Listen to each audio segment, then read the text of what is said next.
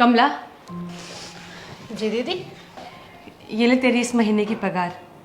क्यों दीदी, आप शहर से कहीं बाहर जा रहे हो? नहीं, ऐसी कोई बात नहीं है। तो फिर हमारे बदले किसी और को रख लिया है? दीदी हम तो टाइम से काम पे आते हैं और सारा काम भी अच्छे से करते हैं, फिर हम कल से काम पे क्यों नहीं आए? वो कमला, तेरे साहब की नौकरी चली गई है।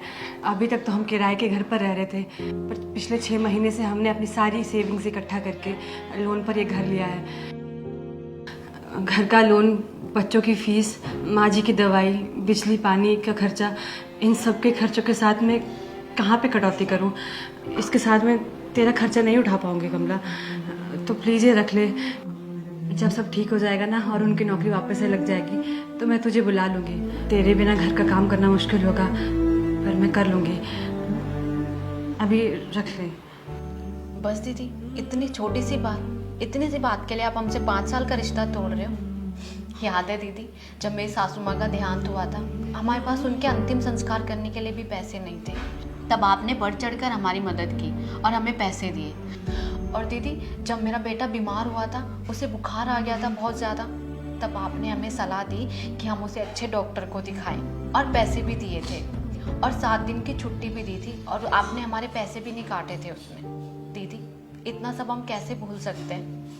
और ऐसे हालात में हम आपको छोड़कर चले जाए, इतने बेगैरत भी नहीं है हम। कल से काम पे आएंगे और इसी टाइम पे आएंगे, आप हमें मना नहीं कर सकती। ठीक है दीदी, हम कल से काम पे आ जाएंगे, आप अपना ध्यान रखें।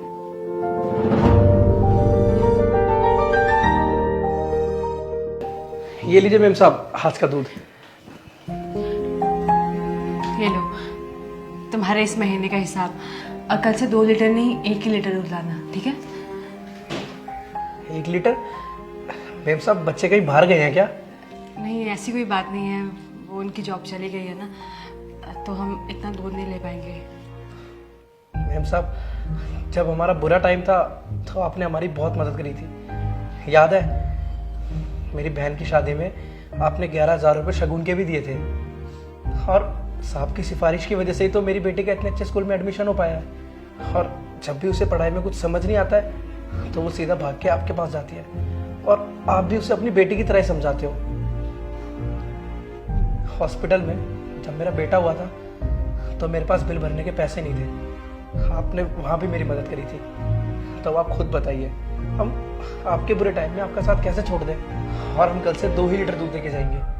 और आपसे हिसाब मांगा किसने? इसे बस एक गरीब का धन्यवाद समझिएगा। ठीक है, पर एक शर्त पर, जब तुम्हारे साहब की नौकरी वापस से लग जाएगी ना, तो तुम सारा हिसाब दोगे। जी मैम साहब, राम राम। कैसे एहसान जताए बिना मदद के जाते हैं, कोई इनसे सीखे।